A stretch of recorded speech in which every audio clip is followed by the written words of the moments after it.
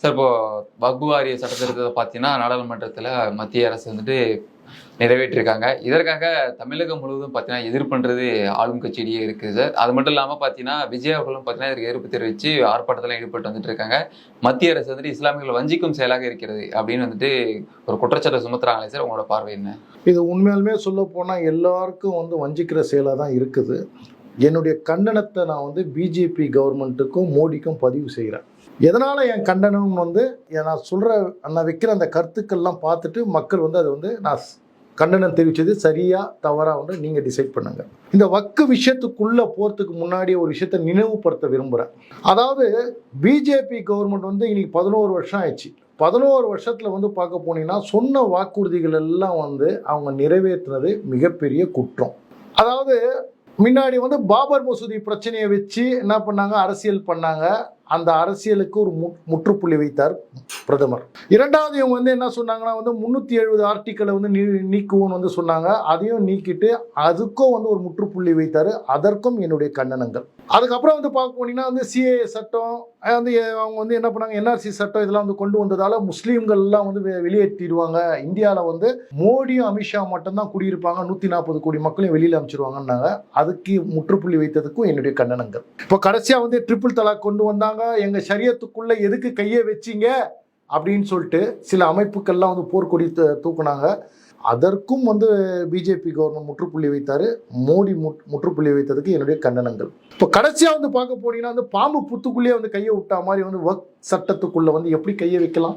ஏங்க இந்த மாதிரி அவங்க ஒன்று முற்றுப்புள்ளி வைத்தீங்கன்னா நாங்கள் எதை வச்சு அரசியல் பண்ணுவோம்? ஆண்டாண்டு காலமாக பயங்கரவாதிகள்லேருந்து வெளிநாட்டை சேர்ந்தவங்களாம் நம்ம நாட்டுக்குள்ள கலவரத்தை ஏற்படுத்தி இன்னைக்கு நாட்டு மக்களை நிம்மதி இல்லாமல் செஞ்சோம். இது எல்லாத்துக்கும் இந்த கவர்மெண்ட் முற்றுப்புள்ளி வச்சா பின்ன என் கண்டனங்களை நான் தெரிவிக்கணும்ல. எப்படி எங்கள் மாநிலத்தில் நாங்கள் அரசாங்கம் பண்ண முடியும்? எப்படி பணத்தை சுட்ட முடியும்? ஆனால் மக்கள் ஒரே ஒரு விஷயத்தை சிந்திக்கணும். இது எல்லாமே பார்க்க போனீங்கன்னா இஸ்லாமியர்கள் சம்பந்தப்பட்ட விஷயம். 370 ஆகட்டும், பாபர் மசூதி ஆகட்டும், சிஏ சட்டமாகட்டும், முத்தலாக் சட்டமாகட்டும், இப்போ வக்கா இருந்தாலும் ஏன்னா இந்த நாட்டை பிரிவினை ஏற்படுத்தணும்னா இவங்களை வச்சு அரசியல் பண்ணவங்க எல்லாருக்கும் மோடி அதற்கு கண்டனத்தை நான் தெரிவிக்கணும்ல. நான் உதாரணமாக பார்ப்போம்னா high class, middle class, low கிளாஸ்ன்னு சொல்லி நீங்கள் பிரித்து வச்சிருக்கிறீங்க. நான் என்னை பொறுத்த வரைக்கும் எல்லாருமே ஒரே கிளாஸ் தான். இப்போ அந்த புரிதல் இல்லாத அந்த கிளாஸுக்கு நான் சொல்கிறது என்னன்னா, இப்போ கீழே இருக்கிறவங்களாம் நான் என் இஸ்லாமிய சகோதரர்களை சொல்ல, நான் முஸ்லீம் சேர்ந்த சகோதரர்கிட்ட சொல்கிறேன். ஆனால் இந்த வக் பில்லை கொண்டு வந்ததுக்கு நீங்கள் ஏன் ஆர்ப்பாட்டம் பண்ணுறீங்க? நான் மறுபடியும் இந்த இடத்துல குறிப்பிடணும்னு நினைக்கிறது என்னன்னா, முஸ்லீம்கள் அதாவது 100% 70-80% இதுக்கு ஆதரவு கொடுத்துருக்குறாங்க. 20% சில அரசியல்வாதிகளுடைய தூண்டுதல் பேரில் அங்கங்க ஆர்ப்பாட்டம் நடத்தியிருக்கிறாங்க. ஏன்னா பில் பாஸ் பண்ற வரைக்கும் எந்த ஆர்ப்பாட்டமும் நடத்தல. இங்க உள்ள தமிழ்நாட்டில் உள்ள எந்த மீடியாவும் காட்டல. பாஸ் பண்ணிட்டு அந்தந்த மாநிலத்தில் வெற்றி கோஷத்தை அறிவிச்சதுக்கு அப்புறம் நேற்று என்ன பண்றாங்க, இங்க இருக்கிற எஸ்டிபிஐ கட்சியும் இந்த மனிதநேய மக்கள் கட்சியை சேர்ந்த 1-2 எலும்புக்கு துண்டுக்கு ஆசைப்படுறாங்களா, இவங்க எல்லாம் என்ன பண்றாங்க, ஒரு 10 பேரை வச்சுக்கிட்டு இது மிகப்பெரிய ஒரு கிரியேட் பண்ணி விட்டாங்க. சரி, இந்த விஷயத்துக்கு வரத்துக்கு முன்னாடி நான் மக்கள்கிட்ட தெளிவுபடுத்தணும்னு விருப்பப்படுறேன். ஆர் ராசாக்கு என்னுடைய நன்றிகளை தெரிவிச்சுக்கிறேன். ஏன்னா பார்லிமெண்ட்ல அவர் பேசின விதம் ஆஹா ஓஹோ என்ன சொன்னார் அந்த இடத்துல. இன்னைக்கு அந்த வக் சட்டத்தை நிறைவேற்றுறதால இவ்வளோ பெரிய இந்தியாவிலேயே ஒரு பெரிய ஒரு கட்சி, அவங்க கட்சியில ஒரு முஸ்லீம் எம்பி கூட இல்லை. அவங்க இல்லாம எப்படி இந்த சட்டத்தை நீங்க நிறைவேற்ற முடியும்? இதெல்லாம் ஒரு கட்சியா அப்படின்னு கேட்டாரு. நான் ஆர் ராசா சொன்ன கருத்தை வரவேற்கிறேன். ஏன்னா இவ்வளோ பெரிய கட்சியில ஒரு எம்பி கூட இல்லைன்னா அது என்ன சொல்றது, ஒரு முஸ்லீம் எம்பி, அது என்னை பொறுத்த வரைக்கும் வரவேற்கத்தக்கது. ஆனால் அந்த ஆர் ராசா கிட்ட நான் கேட்குற ஒரே ஒரு விஷயம் என்னன்னா, அண்ணே தமிழ்நாட்டில் எத்தனையோ மினிஸ்டர் இருக்கிறாங்க, எம்எல்ஏ இருக்கிறாங்க. நான் ஏன் வைக்கிறேன்னா, ஏன் ஒரு பிராமணன் கூட அந்த இடத்துல எம்எல்ஏவும் மினிஸ்டராகவும் இல்லை? நீங்க என் சமுதாயத்துக்கு கொடை பிடிக்கிறது விட்டுடுங்கண்ணே. நான் உங்க சமுதாயத்துக்கே வரேன், உங்க இந்து சமுதாயத்துக்கே வரேன். இன்னைக்கு வக்ஃப் போர்டுக்கு தனி ஒரு போர்டு இருக்குது, அதை நிர்வகிக்கிறாங்க. நான் கேட்குறேன், அறநிலைத்துறை நீங்க ஏன் நடத்துறீங்க? ஏன் அரசாங்கத்தை நடத்துறீங்க? இன்னைக்கு கிறிஸ்டியனுக்குன்னு ஒரு போர்டு வச்சு அவங்க ரன் பண்ணிக்கலாம், அந்த சொத்தை அவங்க பராமரிச்சுக்கலாம். இங்கே முஸ்லீமை பொறுத்த வரைக்கும் வக்ஃப் போர்டை வச்சுக்கலாம், அவங்க பராமரிச்சுக்கலாம். ஆனால் இந்தியாவில் பெரும்பாலான பார்ப்போம்னா இன்னைக்கு இந்து கோயில்கள்லாம் ஏன் அரசாங்கம் பராமரிக்கிறது? ஏன் அது ஒரு கமிட்டி வச்சு கொடுக்கல? ஏன் அங்கே வர வருமானத்தை எல்லாத்தையும் அரசாங்கம் அவங்களுடைய நலத்திட்டங்களுக்காக உபயோகம் பண்ணிக்கிறாங்க? ஏன் இந்த போர்டுக்காக நீங்கள் ஃபைட் பண்ணலை? இதை நான் உங்கள்கிட்ட கேள்வியாக வைக்கிறேன். ஏன்னா மக்கள் புரிஞ்சுக்கணும். எல்லாரும் பார்க்க போனால் அவன் மதத்தில் அவன் சமுதாயத்துக்கு ஒரு புண்ணாகம் பண்ணுறதுல ஒன்றும் பிடுங்கிறது இல்லை. ஆனால் என்னென்னா இஸ்லாமியர்களுக்கு வாய் இருக்குது, தைரியம் இருக்குது, திராணி இருக்குது. இஸ்லாமியர்களை பொறுத்த வச்சு 2 விஷயம் தானே. அன்புக்கு கட்டுப்பட்டா உசுரை கொடுப்போம், எதிர்த்தா உசுரை எடுப்போம். கத்தியை வந்து நல்லதுக்கும் உபயோகப்படுத்தலாம், கெட்டதுக்கும் உபயோகப்படுத்தலாம். இவங்க என்ன பண்றாங்கன்னா சில இஸ்லாமியர்களை வந்து என்ன பண்றாங்கன்னா தவறான வழியில வந்து உபயோகப்படுத்துறாங்க. இப்போ வர இந்த இதுக்கு இப்போ சாதாரணமா இந்த வக்குன்னு என்னன்னா அவன் அந்தந்த சட்டம் சொல்றான், இந்த சட்டம் சொல்றான், எல்லாம் டிபேட்ல ஒன்று சொல்றாங்க. எனக்கு ஒண்ணுமே புரியல. இது எனக்கு வந்து கால் வந்தது. இப்போ நான் வந்து புரியுற மாதிரி வந்து சொல்றேன். இந்த வக் போர்டு என்னன்னு வந்து வக் போர்டு என்ன ஒண்ணுன்னா, அதாவது வந்து என்னுடைய நிலத்தை வந்து இல்லை என்னுடைய வீடு இல்லை என் சொத்தை வந்து நம்ம என்ன பண்ணலாம்னா கோயில் அதாவது மசூதிக்கு வந்து தானமா கொடுக்க முடியும். அந்த தானமா கொடுக்குற சொத்தை என்ன எதுக்கு வந்து கொடுக்குறோம்னா வந்து அந்த சொத்தை ஏழை எளியோர்களுக்கு வந்து என்ன ஒன்றா வந்து உபயோகப்படுறதுக்காக, அதாவது உதாரணத்துக்கு மசூதி பேரில் எழுதி வச்சுட்டா அந்த சொத்தை நிர்வாகம் பண்ணுறதுக்கு ஒரு கமிட்டி தேவை. அந்த கமிட்டி என்ன பண்ணுறாங்கன்னா வந்து அந்த என்னுடைய இடத்த வந்து வாடகைக்கு விட்டுட்டு அந்த பணத்தை என்ன பண்ணுவாங்க, ஏழை எளிய மாணவர்களுடைய படிப்புக்கும் அவங்க வாழ்வாதாரத்துக்கும் மதர்சாக்கும் இல்லை பள்ளிவாசலுக்கோ இல்லை சுடுகாட்டுக்கோ இல்லை தர்காக்கோ வந்து இது உபயோகப்படுத்தலானே. இதுதானே இப்போ இன்னும் புரியுற மாதிரி வந்து சொல்ல போனோம்னா, ஆனால் ஒரு கிரவுண்ட் இருக்குதுன்னா 2400 ஸ்கொயர் ஃபீட் இருக்குது. அந்த ஒரு 2400 ஸ்கொயர் ஃபீட்டு ஒரு மாசத்துக்கு அதில் 1 லட்ச ரூபா வந்து வாடகை வருதுன்னு வச்சுப்போம். ஒரு மாசத்துக்கு 1 லட்ச ரூபா வாடகைனா 12 மாசத்துக்கு எவ்வளோ ஆகுதுன்னா 12 லட்ச ரூபா வந்து வருது. இப்போ அதே 12 லட்ச ரூபா என்னன்னா வந்து நீங்க என்ன பண்ணீங்கன்னா 5 வருஷத்துக்கு நீங்க வந்து கனெக்ட் பண்ணீங்கன்னா வந்து அதாவது 60 மாசத்துக்கு பார்ப்போம்னா ஒரு 60 லட்ச ரூபா வருது. 10 வருஷத்துக்கு வந்து போனா 1,20,00,000 ரூபா வந்து அந்த இடத்துக்கு வந்து வருமானம் வருது. நல்லா ஒன்று புரிஞ்சுங்க. 10 வருஷத்துக்கு 1,20,00,000 ரூபா வருமானம் வர இடத்துல 99 ஆண்டுகள் வந்து லீஸுக்கு கொடுக்குறாங்க. 99 ஆண்டு லீஸ்னா நீங்களே வந்து கணக்கு பண்ணிக்கங்க. கிட்ட வந்து அந்த இடத்துல வந்து என்னன்னா ஒரு 100 கோடி ரூபா கிட்ட வருதுன்னு வச்சுங்களேன். இந்த 100 கோடி ரூபாய்க்கு என்ன பண்றாங்கன்னா இவனுங்க, ஏன்னா இப்போ நான் வந்து கொடுத்த என்னுடைய நிலம் வக்ஃப் போர்டுக்கு கொடுத்துட்டேன். இது யாருக்கு தெரியும்? பேப்பரில் வரப்போதா, இல்லை மற்றவனுக்கு தெரிய போதா, இல்லை இஸ்லாமியர்களுக்கு வந்து தெரிய போதா? தெரியாது. அப்போ அந்த போர்டு கொடுக்கும்போது அப்போ அந்த இடத்த அவன் என்ன பண்ணுறான்னா, இப்போ 100 ஆண்டுக்கு வந்து கிட்டத்தட்ட வந்து 100 கோடி ரூபா வர வேண்டிய இடத்துல இவன் என்ன பண்ணுறான்னா வந்து இன்னைக்கு வந்து பார்க்க போனால் வக்ஃப் போர்டுடைய அவல நிலை என்னன்னா, அரசியல் கட்சியை சேர்ந்தவனா இருப்பான். உதாரணத்துக்கு நவாஸ் கனி எடுத்துங்க. இப்போ நவாஸ் கனி யாரு? காங்கிரஸை சேர்ந்தவர், எம்பி. இப்போ அவரை தூக்கி அந்த வக்ஃப் போர்டில் போட்டால் இப்போ வந்து 100 கோடி ரூபா வந்து வர இடத்துல வந்து என்ன பண்ணுறாங்கன்னா இந்த இடத்துல, ஏன்னா வந்த சொத்து யாருக்கும் தெரியாது. அப்போ அந்த 100 கோடி ரூபா என்ன பண்ணுறாங்கன்னா உங்களுக்கு எனக்குமா கொடுக்க போறாரு. இதை நீ 99 ஆண்டு காலம் வந்து வச்சுக்கோ, 1 கோடி ரூபா கொடுத்துரு. உதாரணத்துக்கு 99 கோடி யாருக்கு லாபம்? அப்போ உதாரணத்துக்கு சொல்றேன்னா நான் வந்து குற்றச்சாட்டா வைக்கல. 1 கோடி ரூபா கொடுத்து நீ 99 ஆண்டுக்கு வந்து வச்சுக்கோ, மாசம் எனக்கும் 2 கோடி கொடுத்துருன்னு சொன்னா வந்து உங்களுக்கு தெரிய போதா, எனக்கு தெரிய போதா? அப்ப இந்த மாதிரி எங்கெங்கெல்லாம் வந்து சொத்துக்கள் யாரெல்லாம் கொடுத்தாங்கன்னு வந்து அந்த வக்ஃப் போர்டு வந்து என்னன்னா நிர்வாகம் பண்றதுல வந்து சரியில்லை. ஏன்னா யாரு கொடுத்தாங்க, எப்போ கொடுத்தாங்க, எப்படி கொடுத்தாங்க, அந்த அதனுடைய வேல்யூ என்ன, இதெல்லாம் வந்து என்னன்னா வந்து டிஜிட்டலைஸ் பண்றதுக்கு தான் வந்து கொண்டு வந்த ஒரு சட்டம் தான் இந்த வக்ஃப் பில்லுன்னு சொல்லுவாங்க. மக்கள் இப்போ உங்களுக்கு புரியுதா எங்க வந்து ஊழல் நடக்குதுன்னு சொல்லிட்டு? ஏன்னா இது வந்து முழுக்க வந்து மதம் சார்ந்தது கிடையாது, நிர்வாகம் சார்ந்தது. அதனால உங்களுக்கு விளக்கம் கொடுக்க வேண்டியது என்னுடைய கடமை. அப்ப ஏன்னா அவங்க இஸ்லாமியர்கள்லாம் வந்து எதிர்ப்பு தெரிவிக்கிறாங்க அப்படின்னு கேட்டான்னா, ஒட்டுமொத்த இஸ்லாமியர்களும் எதிர்ப்பு தெரிவிக்கல. அப்படி எதிர்க்கிறவங்க யாருன்னு பார்க்கணும்னா இந்த SDBI கட்சியும் சில அமைப்பை சேர்ந்தவங்களும் என்ன பண்றாங்கன்னா வந்து, ஏன்னா உதாரணத்துக்கு இதுக்கும் ஒன்று சொல்றேன், டாஸ்மார்க் எத்துங்க. இன்னைக்கு அந்த டாஸ்மார்க்கால வந்து ஒரு ஆண்டுக்கு வந்து 60,000 கோடி லாபம் வருதுன்னு வந்து எப்போ தெரியும்? உங்களுக்கு தெரியுமா? எனக்கு தெரியுமா?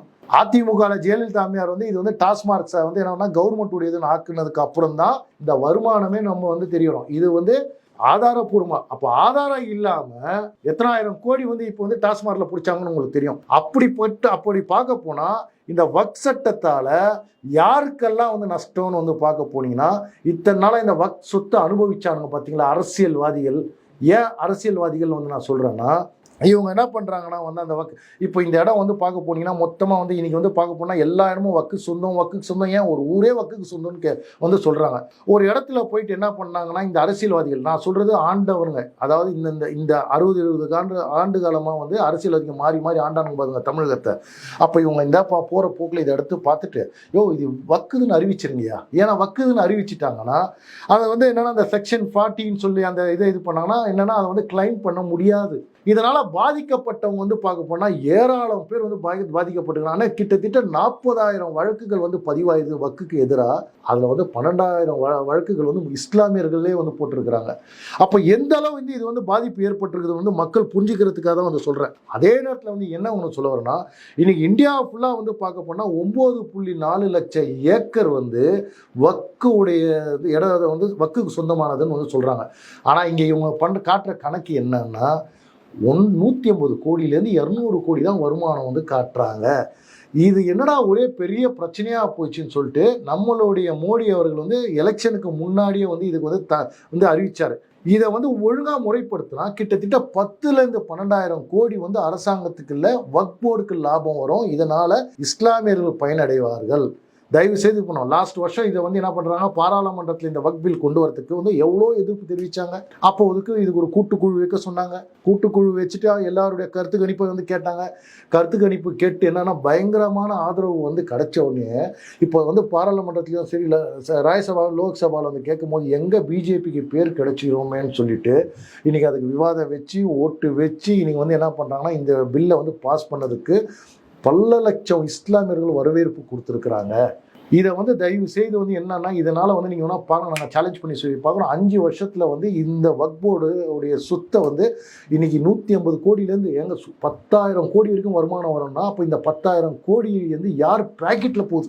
தீவிரவாதிகளுக்கும் பயங்கரவாதிகளுக்கும் போயிருந்தது. அதுக்கு ஆதரவு கொடுக்குற சில அரசியல்வாதிகளுக்கு போயிருந்தது. அதுக்கு வந்து கீழே இருக்கிற அந்த கட்டமைப்புக்கு வந்து சில அமைப்புகளுக்கெல்லாம் வந்து அவங்களுக்கு வந்து போயிருந்தது. இவங்க என்ன பண்ணுறாங்க, ஒரு இஸ்லாமியர்களை வந்து ஒரு 10 பேரை வச்சுக்கிட்டு நாங்கள் தான் முழு இஸ்லாமியர்கள், மற்றவர்கள்லாம் கிடையாது. நான் இங்கே கேட்குறேன், தமிழ்நாட்டில் மட்டும் ஏன் இவ்வளோ பெரிய வந்து எதிர்ப்பு? இன்றைக்கி வந்து வடநாட்டிலலாம் வந்து கொண்டாடுறாங்களே. அப்போ நான் கேட்குறேன், தமிழ்நாட்டில் இருக்கிறவங்க தான் முஸ்லீமும் வடநாட்டில் இருக்கிறவங்களாம் முஸ்லீம் கிடையாதா? ஏன் நான் சொல்ல வரேன்னா, இஸ்லாமியர்களே ஜாக்கிரதையாக இருங்க. இப்போ இன்னொரு பிரிவினை வச்சிட்டாங்க, தர்காவுக்கு போகிறவங்களாம் முஸ்லீமே கிடையாது, தர்கா வந்து எங்களுடைய வழிபாடுகளே இல்லைன்னு வந்து சிலர் வந்து இது பண்ணுறாங்க. இன்னைக்கு வந்து ஆண்டாண்டு காலமாக வந்து பார்ப்போம்னா தொழுகையுடைய நேரம் வந்து காலையில் 5லேருந்து 5:30 மணிக்குள்ளார இருக்கும், மதியானம் 1லேருந்து 1:30 இருக்கும். அந்த மாதிரி இப்போ வேணா சில அமைப்புகள் வந்து என்ன பண்ணுறாங்க, இந்த நேரத்தில் 1 மணி நேரத்துலேயே வந்து தொழுதுடுறாங்க. ரம்ஜான் பண்டிகை வந்து பார்க்க போனீங்கன்னா இன்னைக்கு அதிகாரப்பூர்வமாக ஹாஜி அறிவிக்கும் போது சில மாவட்டங்கள்லாம் வந்து பார்க்க போனீங்கன்னா அவங்க ஒரு நாளைக்கு முன்னாடியே கொண்டாடுறாங்கன்னா எப்படி கொண்டாடுறாங்க? இவங்க எப்படிங்க நடைமுறையை வந்து மாற்றலாம்? அது யாராவது கேட்கறதுக்கு அங்கே துணிவு இருக்குதா? ஏதோ அவங்க தான் வந்து இஸ்லாமியர், நாங்களாம் இஸ்லாமியர் இல்லாத மாதிரிலாம் வந்து பண்ணுறாங்க எல்லாமே. அதாவது ஒரு காங்கிரஸ் வீட்டில் வந்து இந்த வக்ஃப் போர்டுடைய திருத்தத்தை கொண்டு வரும்போது வரவேற்பு இருக்கும். ஆனால் இதே பிஜேபி கொண்டு வந்தால் எதிர்ப்பு. தயவு செய்து மக்கள் வந்து சிந்திக்கணும். இதனால் பிஜேபி கவர்மெண்ட்டுக்கு என்ன லாபம்? நான் உங்ககிட்ட சொல்லிட்டேன். ஒரு சட்டம் வந்து என்ன பண்ணுறாங்கன்னா எலெக்ஷனுக்கு முன்னாடி இதனால் ஆட்சி கூட போகிறதுக்கு வாய்ப்பு இருக்குதுங்க. ஒரு பாபர் மசூதியுடைய சட்டத்தை வந்து அந்த முற்றுப்புள்ளி வைக்கிறாங்கன்னா ஆட்சி போனாலும் பரவாயில்லன்னு சொல்லி அதுக்கு ஒரு முற்றுப்புள்ளி வச்சாங்க. இன்னைக்கு எல்லாமே முஸ்லீம்களுக்கு எதிராக வந்து பண்ணாங்கன்னா அப்போ இந்நேரம் பிஜேபி ஆட்சி 3வது முறையாக வந்திருக்க கூடாது. ஆனால் வந்திருக்குதுன்னா அப்போ மக்கள் ஆதரவு யாருக்கு? இஸ்லாமியர்களுடைய ஆதரவு யாருக்கு? இதெல்லாம் வந்து கீழே இருக்கிறவங்களுக்கு வந்து என்னென்னா வந்து நான் தயவு செய்து என்ன ஒன்றா அவங்களுக்கு புரிதலுக்கு வந்து அந்த இடத்துல சொல்கிறேன். ஏன்னா இப்போ இவங்க என்ன பண்ணுறாங்கன்னா இது அப்படியே வந்து என்னன்னா வந்து நம்ம முதலமைச்சர் வந்து சட்டசபையில் சொல்லியிருக்கிறாரு, இந்த சட்டம் கொண்டு வந்ததால் இஸ்லாமியர்கள் வந்து என்னன்னா பழிவாங்கப்படுறாங்க. இதில் வந்து என்னென்னா கடுமையான பாதிப்பு ஏற்படுத்தணும் வந்து நம்ம முதலமைச்சர் சொல்லும் போது எவ்வளோ ஒரு இறக்க குணம் பாருங்கள் நம்ம முதலமைச்சருக்கு. நம்ம இஸ்லாமியர்கள் மேலே எவ்வளோ ஒரு இறக்கம். ஏன்னா அவங்கள வச்சு பொழப்பு நடத்தின்னு வந்தவங்க தானே நீங்கள். இன்றைக்கி அந்த வக்ஃப் சொத்துக்களை நிர்வாகம் பண்ணுறது, பாதுகாப்பு பண்ணுறது, அதிகாரிங்க பொறுப்பு எல்லாம் பலவீனப்படுத்தும்னு சொல்கிறது நியாயமாக? இன்றைக்கி என்ன சொல்கிறாங்கன்னா இன்றைக்கி வந்து சுன்னி முஸ்லீம்ஸ் இல்லை, இன்றைக்கி வந்து ஷியா முஸ்லீம் இல்லை, போரா முஸ்லீம்லேருந்து மற்ற எந்த பிரிவு முஸ்லீம்களாக இருந்தாலும் எல்லாருமே இந்த வக்ஃப் போர்டுக்கு கீழே வருவாங்க. புரியுதுங்களா? அது மட்டும் இல்லை, பெண்களுக்கு முன்னுரிமை கொடுத்துட்டு வந்து 2 பெண்கள் அந்த இடத்துல இருக்கணும். உங்களுடைய முக்தவழியை நிர்வாகிக்கிட்ட உங்களுடைய நிர்வாகத்துக்குள்ளே நாங்கள் வரல, தயவு செய்து ஒன்று புரிஞ்சுக்கணும். ஆனால் இப்போ நான் உதாரணத்துக்கு வந்து ஒரு விஷயத்தை, நீங்கள் ஒரு கம்பெனி வச்சுருக்கிறீங்க, உங்கள் கம்பெனியில் கணக்கு வழக்கு எல்லாமே சரியாக இருக்குது, அது முஸ்லீமோ இல்லை ஏதோ ஒரு கார்பரேட் நிர்வாகம்னு வச்சு, அப்போ வந்து அதை வந்து செக் பண்ண வராங்கல்ல, அப்போ செக் பண்ண வரவங்க வந்து இந்து கம்பெனி இந்துவாக வரும், அங்கே இந்துவாகவும் ஆஃபீஸர் இருக்கலாம், முஸ்லீமாகவும் இருக்கலாம், கிறிஸ்டினாக இருக்கலாம். அந்த மாதிரி வக்ஃப் போர்டுடைய சத்தை வந்து நீங்கள் எல்லாமே பராமரிச்சுட்டு டிஜிட்டலைஸ் ஆக்கி எங்கே ஏது எல்லாத்தையும் வந்து நீங்கள் வந்து பண்ணிங்கன்னா அதை ஆய்வு பண்ணுறதுக்கு வந்து நான் முஸ்லீம்ஸ் 2 பேர், அது கிறிஸ்துவராக இருக்கலாம் இல்லை இந்துவாக இருக்கலாம், யாரோனா இருக்கலாம். இதை தாங்க சொல்கிறாங்க. இதனால் வந்து என்னங்க பாதிப்பு? 70% முஸ்லீம்கள் ஏற்றுக்கிட்டாங்க. ஆனால் 80% முஸ்லீம்களுக்கே ஏற்றுக்கும் போது இந்த 20% முஸ்லீம்கள் வந்து போராடுறாங்கன்னா அவங்களுக்கு அறிவு இல்லைன்னு அர்த்தம். இந்த இந்த வக்குடைய பில்லை பற்றி அவங்களுக்கு தெரியலன்னு அர்த்தம். இன்னைக்கு வந்து உங்களுக்காக வந்து இன்னைக்கு வந்து பார்க்க போனால் நீங்கள் வந்து பிஜேபி முஸ்லீம்களுக்கு எதிரின்னு சொல்கிறவங்க இன்னைக்கு வந்து பார்க்க போனீங்கன்னா வந்து இன்னைக்கு நம்மளுடைய இஸ்லாமியர்கள் ஒருத்தருக்கு ஒற்றுமையாக இருக்கணும். எந்த ஒரு வந்து இஸ்லாமியர் பேரில் ஒரு பயங்கரவாதி வந்து இங்கே வந்து வந்துடக்கூடாதுன்னு சொல்லிட்டு அதுக்கு எல்லாத்துக்கும் முற்றுப்புள்ளி வைக்கிறாங்க. இஸ்லாம் போர்வையில் வந்து பயங்கரவாதிகள் பண்ணி இந்த 11 வருஷத்தை நான் உங்களை கேட்குறேன், மதக்கலவரம், ஜாதி கலவரம், ஏதாவது ஒரு வன்முறை இல்லை பயங்கரவாதிகளோட அச்சுறுத்தல், தயவு செய்து மக்கள் மனசாட்சியை தொட்டு சொல்லுங்க. இந்த 11 ஆண்டு காலத்தில் வந்து தமிழகத்தில் நடந்திருக்குதா? ஏன்னா இங்கே இருக்கிறவங்க வந்து இங்கே விஷயத்த சொன்னால் வந்து நார்த் சைடில் போயிடுவாங்க, நார்த் சைடில் ஏதாவது சொன்னால் இங்கே வந்து சொல்லிடுறாங்க. தயவு செய்து வந்து மக்கள் வந்து புரிஞ்சுக்கணும். ஏன் ஒன்று சொல்கிறேன்னா, இந்த வக்ஃப் போர்டுக்கு உண்டான வந்து பார்க்க போனீங்கன்னா இந்த பில் வந்ததுக்கு வரப்பிரசாதம் எல்லா இஸ்லாமியர்களுக்கும் வந்து வரவேற்பு வந்து கிடைச்சிருக்குது. அது மட்டும் இல்லை, நான் ஒரே ஒரு விஷயத்தை மட்டும் இந்த இடத்துல வந்து சொல்லணும்னு விருப்பப்படுறேன். இன்னைக்கு இந்த சொத்து வந்து என்ன ஆகும்னா, முதல்ல நாடு ஒரு அரசாங்கம் ஒரு சட்டத்தை கொண்டு வந்தாங்கன்னா அது வந்து மதிச்சு தான் ஆகணும். அந்த சட்டத்தால் வந்து யாருக்கு லாபம்னு வந்து பார்க்கணும். இன்னைக்கு வக்ஃப் போர்டுடைய சொத்தாகவும் இருக்கட்டும், கோயிலுடைய சொத்தாகவும் இருக்கட்டும், இல்லை வந்து கிறிஸ்தவர்களுடைய சொத்தாகவும் இருக்கட்டும், என்னை கேட்டாங்கன்னா ஏன் சொல்கிறேன்னா, இனி SC STக்குன்னு பஞ்சமி நிலம்னு இருக்குது. அந்த பஞ்சமி நிலம் வந்து அனுபவிக்கலாம் தவிர யாரும் விற்க முடியாது. அந்த மாதிரி இந்த சொத்துக்கள்லாம் என்ன பண்ணாங்கன்னா, 12,000 கோடிகள் வந்தாங்கன்னா பாதிக்கப்பட்ட ஏழை முஸ்லாமியர்களுக்கு அவங்க கல்விக்காகவும், ஏன் அவங்களுக்கு ஒருத்தவங்களும் சொந்த வீடு வந்து கட்டி கொடுத்துட்டு நீங்கள் வந்து அனுபவிக்கலாம் ஆண்டாண்டு காலம், ஆனால் அதை விற்கக்கூடாது, விற்க முடியாதுன்னு வந்து கொண்டு வந்து இன்னைக்கு கல்வியிலேருந்து, வேலையிலேருந்து, பொருளாதாரத்துலேருந்து எல்லாமே வந்து ஏன் முன்னிலைப்படுத்த முடியாது? இதை வந்து என்னென்னா இங்கே இருக்கிற வக்ஃப் போர்டை சேர்ந்த சிலர் அதை அனுமதிக்க மாட்டேன்றாங்க. என்னை கேட்டால் அந்த வக்ஃப் போர்டில் இத்தனை வருஷம் ஆண்டு காலமாக வந்து நிர்வாகம் பண்ணாங்க அத்தனை பேருடைய சொத்தையும் வந்து என்னென்னா வந்து அரசாங்கம் என்னன்னா வந்து அது வந்து பரிசீலனை பண்ணணும். தவறு நடந்திருக்குது, இங்கே ஊழல் நடந்திருக்குது, அப்படி ஊழல் பண்ணியிருந்தால் அவங்களுடைய சொத்துக்கள்லாம் பறிமுதல் செய்ய வேண்டும். இன்னைக்கு வந்து இவங்க என்ன பண்ணுறாங்க, எங்கே இவங்களாம் மாட்டிப்பாங்கன்னு தெரிஞ்சு சில இஸ்லாமியர்களை வந்து கட்சிங்களை கையில் வச்சுக்கிட்டு இவனுங்க என்னென்னலாம் வந்து பண்ணுறான்னு வந்து நீங்கள் வந்து பார்க்கணும். அதே நேரத்தில் வந்து நான் இந்த இடத்துல வந்து சொல்கிறேன், இன்னைக்கு வந்து அந்த வக்ஃப் போர்டு இடத்த வந்து இவங்க வந்து காட்டுறதுனால அரசியல் கட்சிகள் பெரிய ஆதாயத்தை சந்திச்சிருக்கிறாங்க. ஏன்னா வந்து இன்னைக்கு வந்து வக்ஃப் போர்டு சொத்து அறிவிச்சிட்டதால இன்னைக்கு இந்தியா முள்ள இந்த பிரச்சனை இருக்கிறதால வந்து இன்னைக்கு வந்து மோடி கவர்மெண்ட் வந்து கொண்டு வந்திருக்கிறாங்க. கொண்டு வந்து இது வந்து என்னன்னா ஃபுல்லாக வந்து டிஜிட்டலைஸ் ஆகிட்டு கம்ப்யூட்டரைஸ்ட் ஆகிட்டாங்கன்னா இதில் ஊழல் நடக்காது. ஏன்னா இப்போ வந்து வக்ஃப் போர்டு இடம் சொல்கிறதுக்கு முன்னாடி இப்போ ஆதாரம் கேட்பாங்களே, எப்போ கொடுத்தாங்க, எந்த வருஷம் கொடுத்தாங்க, இது எப்படி வந்தது வந்து அதெல்லாம் கேட்பாங்க. இனி அந்த மாதிரி வந்து ஒரு அசம்பாவிதம் வந்து இதில் நடக்க வாய்ப்பு இல்லை. இதில் வந்து அந்த சட்ட திருத்தத்தை பிரிவை வந்து இவங்க நீக்கிட்டாங்க. இதனால் வந்து யாருமே இனி பல முஸ்லீம்களும், பல கிறிஸ்டியன்களும், பல இந்துக்களும் வந்து இது வக்ஃப் போர்டு இடம் சொல்லிட்டு நடந்து. ஏன்னா இன்றைக்கி அவங்க வாரியம் அறிவிச்சிட்டாங்கன்னா இனி கோர்ட்டில் போனாலும் வந்து அதுக்கு தீர்வு இல்லை. அவன் வந்து அதை போராடியே செத்து அழிஞ்சு போகிறான். அத்தனை பேருக்கும் வந்து மறுவாழ்வு கொடுத்துருக்கிறார் நம்ம பாரத பிரதமர் நரேந்திர மோடி அவர்கள். இன்னைக்கு நம்மளை வச்சு அரசியல் பண்ணவனுங்கெல்லாம் வந்து என்ன ஒன்றா வந்து இனி பெரிய ஆப்பா வந்துருக்குது. அவங்க வந்து என்னென்னா அவங்களுக்கு கிடைக்க வேண்டிய ஆதாயம், அவங்க வந்து என்னென்னா பயங்கரவாதிக்கு வந்து செலவு பண்ண வேண்டிய காசு எல்லாத்துக்கும் முற்றுப்புள்ளி வச்சுக்கிட்டு வராங்க இந்த பிஜேபி கவர்மெண்ட்.